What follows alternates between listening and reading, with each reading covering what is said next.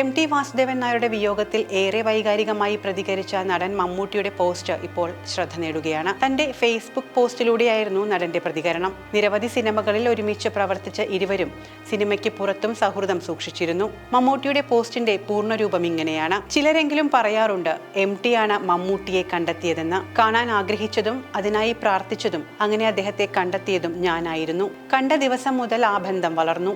സ്നേഹിതനെ പോലെ, സഹോദരനെ പോലെ അത് പെരുകി.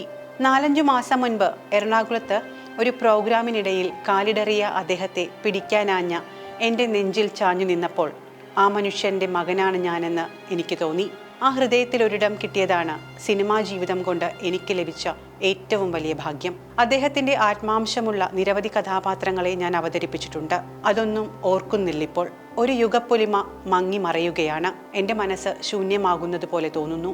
ഞാൻ എൻ്റെ ഇരു കൈകളും മലർത്തി വയ്ക്കുന്നു.